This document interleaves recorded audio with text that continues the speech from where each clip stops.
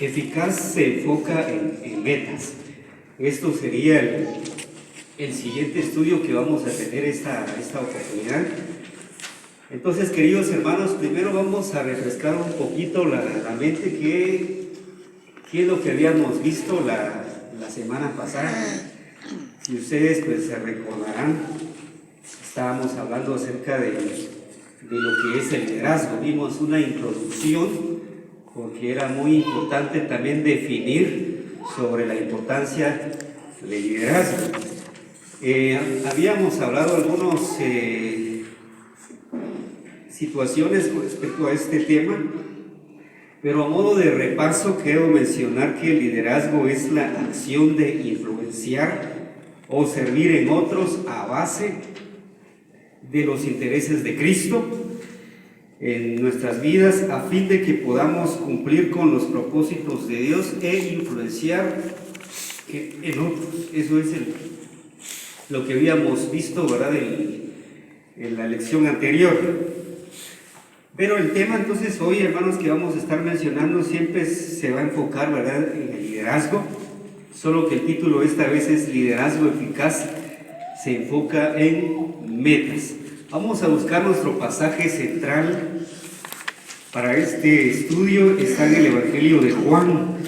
Evangelio de Juan, capítulo 6, versículos 37 al versículo 40.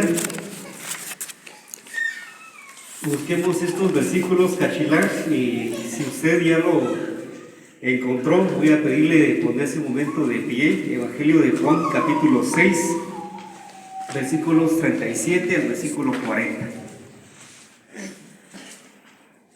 Lo vamos a leer todos juntos.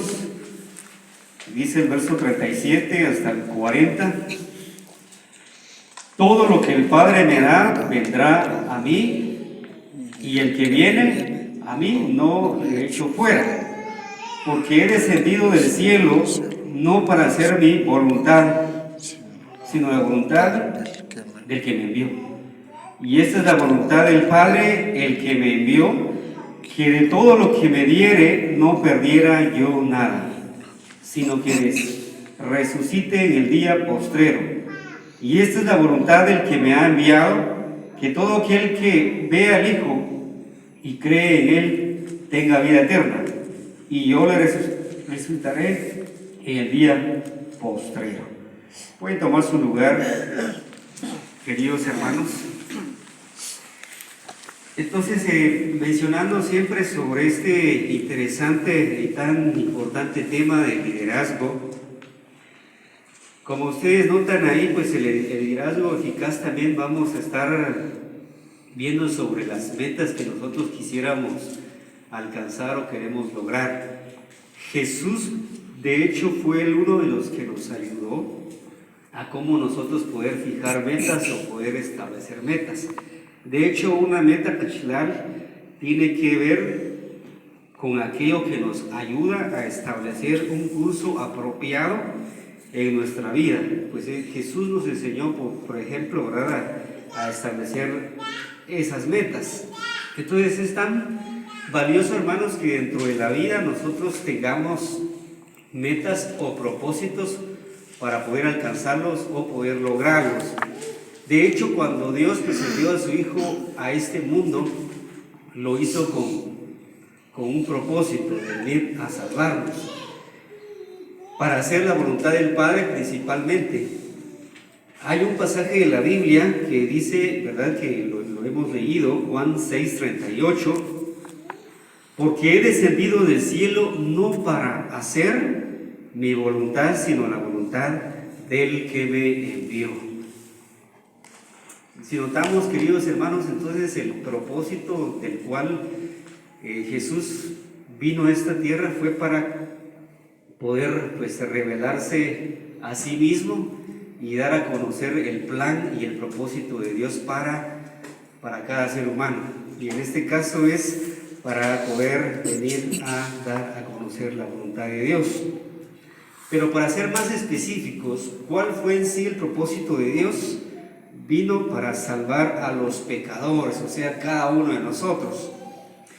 Pablo le escribe, ¿verdad?, a Timoteo en una de sus cartas a Timoteo, y le dice: palabra fiel y digna de ser recibida por todos. Cristo Jesús vino al mundo para salvar a los pecadores, entre los cuales yo soy el primero. Este personaje llamado Pablo, pues él se había dado cuenta, ¿verdad?, de su necesidad de Dios, y fue él uno de los que, cuando fue alcanzado por Dios a través de haber reconocido a Cristo Jesús, su vida pues prácticamente cambió, fue diferente. Ya no fue aquel hombre que estaba, ¿verdad?, decidido, dispuesto a ejecutar a los cristianos o a perseguirlos. Pero cuando este hombre cambió, se dio cuenta que el propósito de Dios para su vida era también el poder ser parte de la familia de Dios.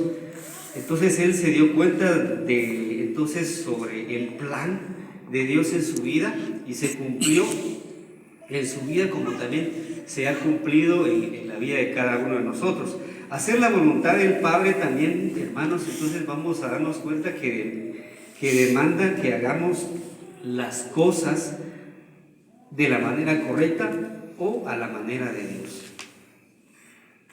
¿Cuántas cosas nosotros nos damos cuenta, verdad, sobre el mundo, que tantas cosas presenta, nos enseña, pero todo eso va, ¿verdad?, en oposición al propósito de Dios en nuestras vidas o a la voluntad de Él para nosotros? Si nos damos cuenta, ¿verdad?, en cuanto al liderazgo de Jesús, cuando Él comenzó a incursionar o a realizar su ministerio, se encontró con muchos hombres que intentaban la manera de hacerle la vida a Él imposible, de afectarlo a Él en su ministerio. Mencionamos, por ejemplo, los grupos como los saduceos, los fariseos, que ellos estaban tratando la manera de hacer su propia voluntad o su propia justicia. De hecho, hay varios pasajes que nos hablan, ¿verdad?, con respecto a que estos hombres se opusieron a Jesús, pero Jesús, pues Él vino prácticamente a venir a cumplir el plan o el propósito de Dios. Entonces, hermanos, con esto en mente, ¿cuál fue la voluntad del Padre? ¿Cuál exactamente fue la voluntad de Dios o del Padre a través de Cristo? Y si ustedes pueden notar ahí dentro de su manual, la costumbre de cargar mi bosquejo, pero ustedes pueden buscar, queridos hermanos, en la página número, para ser más específico, el número 4. Ahí pues ahí nos va a hablar acerca sobre que Cristo vino a hacer la voluntad del Padre. A partir de ese título, usted puede encontrar entonces ahí que Cristo vino a hacer la voluntad del Padre, según lo encontramos, ¿verdad?, en la parte de abajo. Entonces, cuando encontramos, queridos hermanos, sobre el propósito y por qué Jesús vino a cumplir este plan y a desarrollar líderes piadosos que se reproduzcan, nos vamos a dar cuenta entonces, ¿verdad?, de que Jesús llama primero a 4 pescadores, o en este caso pues Él comienza a reclutar a sus primeros discípulos, o sea, a sus primeros seguidores. La escritura, Tachilat, ¿verdad?, enfatiza claramente sobre la importancia de la multiplicación del liderazgo como un principio central, ¿verdad?, del liderazgo bíblico. Dios pues multiplica la influencia de Cristo a través del discipulado o de hacer discípulos que buscan formar más discípulos. El desarrollo del liderazgo permite a los líderes aumentar su alcance y su influencia por extensión. O sea, el propósito de Dios es que nosotros, hermanos, podamos crecer, no solamente, ¿verdad?, cuantitativamente, tiene que ver, ¿verdad?, con poder alcanzar más hombres y mujeres, sino también tiene que ver, hermanos, con crecer numéricamente, o sea, cuantitativamente. O sea, esta es una de las metas que nosotros queremos alcanzar con relación a un liderazgo, y en este caso liderazgo eficaz. Entonces Jesús acá nos habla acerca, ¿verdad?, sobre la importancia de desarrollar un liderazgo piadoso y que esto pues se proyecte también a reproducirnos. Si nos damos cuenta al leer Marcos capítulo 1, versículos 16 y versículos 20, Jesús comienza, ¿verdad?, a estar entonces ahí caminando junto al mar de Galilea, buscando a sus primeros líderes en la etapa de reclutamiento. Y nos damos cuenta, ¿verdad?, según Marcos capítulo 1, versículo 16 y versículo 20, ahí lo tienen, ahí, queridos hermanos, anotado dentro de las hojas. Ahí dice claramente que Jesús, ¿verdad?, anduvo cerca del mar de Galilea, vio a Simón y a Andrés, su hermano, que echaban la red en la mar, porque eran pescadores. De eso se dedicaban estos hombres. Y les dijo Jesús: venid en pos de mí y haré que seáis pescadores de hombres. Y dejando luego sus redes, le siguieron.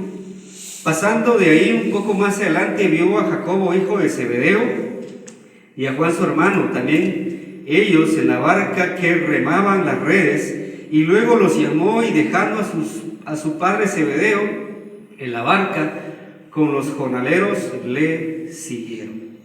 Entonces Jesús comenzó, ¿verdad?, aparte de reclutar a sus primeros seguidores, pues comienza entonces a darles entrenamiento, comienza a capacitarlos, y de esa manera es como Jesús tenía él la intención de poder reproducirse. Pero también Jesús les estaba dando no solamente mandatos, sino también les estaba dando el desafío de poder crecer en su vida espiritual. De hecho, Jesús, ¿verdad?, siempre se enfocó en eso, Pachita. Se enfocó en que cada seguidor de él también debía de crecer. O sea, tiene que ver entonces, hermanos, con la reproducción, con el discipulado, o sea, la gran comisión. Este es el deber de nosotros los cristianos hoy día. Entonces nosotros no podemos darnos el lujo, hermanos, de estar encasillados o estar, ¿verdad?, encerrados en cuatro paredes, sino el propósito de Dios es que nosotros cumplamos también con esta comisión. Hoy día pues se ha escuchado que esto como que no fuera la gran comisión, sino como que fuera la gran omisión, porque estamos omitiendo o no estamos tomando en cuenta nuestro papel como creyentes o como líderes que fuimos llamados para poder entonces reproducirnos. Si nos damos cuenta, Cristo entonces comenzó, ¿verdad?, a reclutar a sus primeros discípulos. Después estos discípulos se encargaron de llevar la palabra, de poder, ¿verdad?, de sembrar esa misma palabra, el evangelio, hacia la gente de aquel entonces. Hermano, vamos a hacer ahorita un alto para detenernos a pensar sobre dos cosas muy importantes. Vamos a hacer un contraste entre el liderazgo mundano y el liderazgo cristiano. ¿Qué entendemos sobre estas dos cosas? Por ejemplo, cuando pensamos en el liderazgo mundano, tiene que ver con hacer nuestra propia voluntad.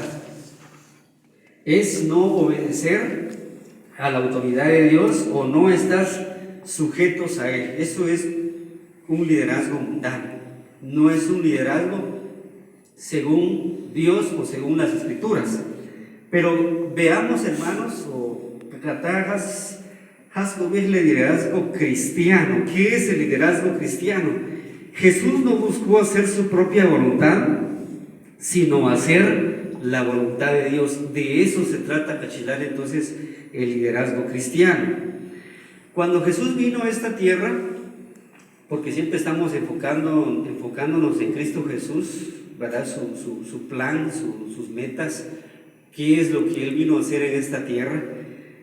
Filipenses capítulo 2, versículos 6 y 8 nos dice ahí claramente que el cual, siendo en forma de Dios, no estimó el ser igual a Dios como cosa a que aferrarse, sino que se despojó a sí mismo tomando forma de siervo, hecho semejante a los hombres, y estando en la condición de hombre, se humilló a sí mismo, haciéndose obediente hasta la muerte y muerte de cruz.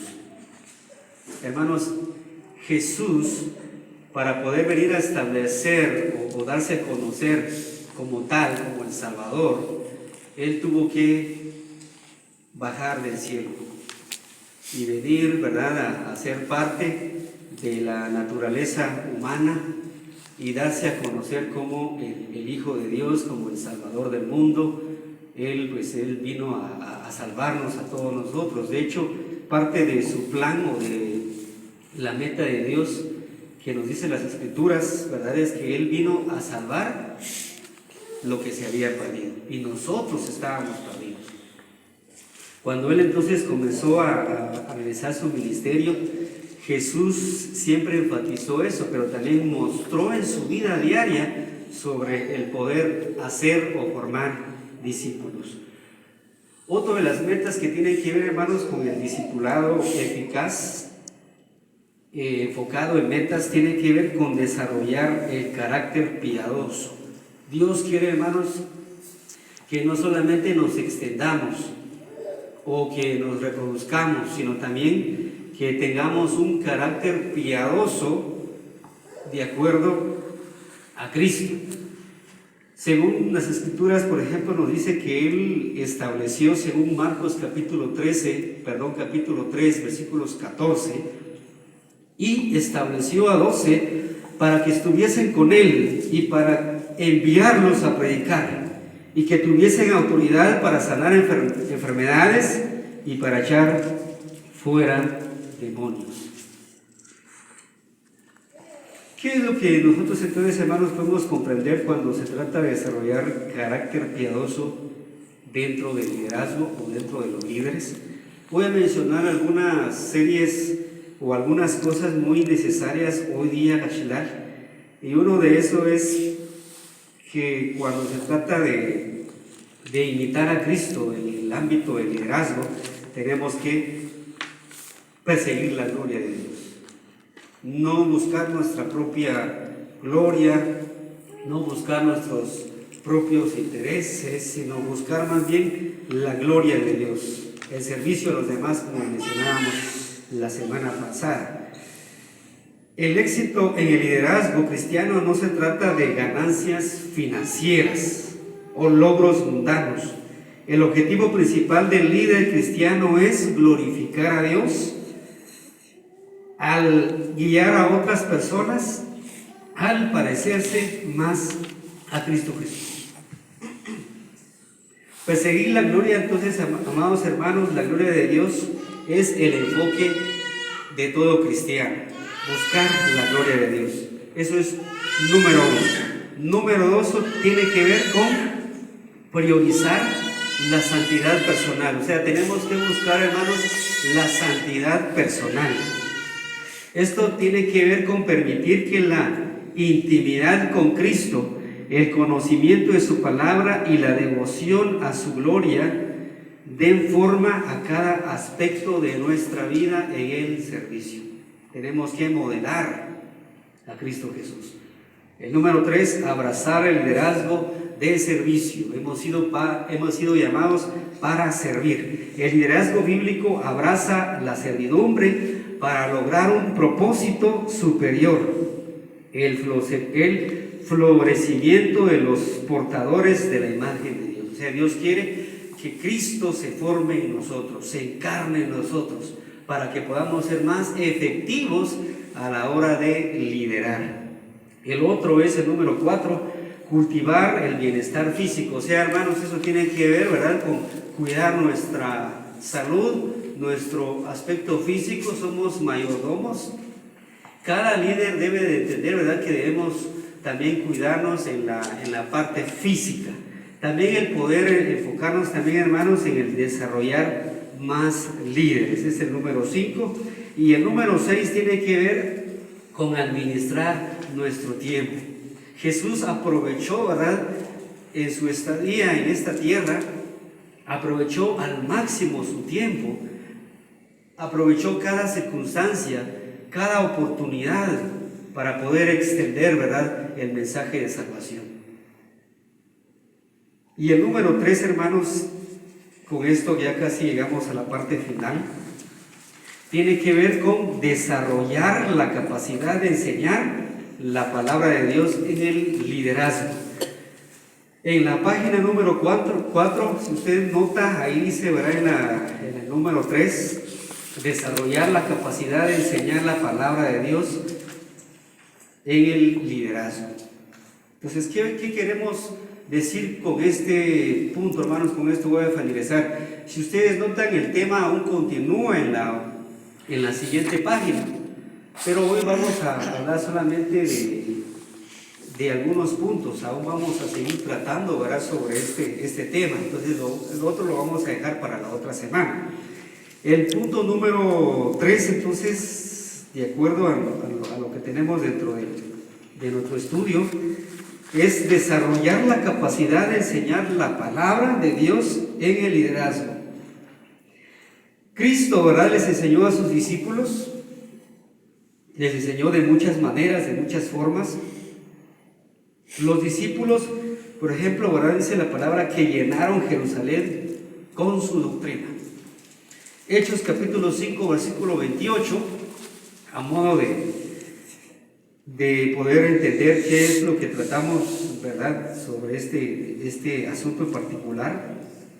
Jesús dijo, o lo que tenemos escrito en Hechos 5, 28, no os mandamos estrictamente que no enseñéis en este nombre, y he aquí, habéis llenado Jerusalén de vuestra doctrina y queréis echar sobre nosotros la sangre de este hombre.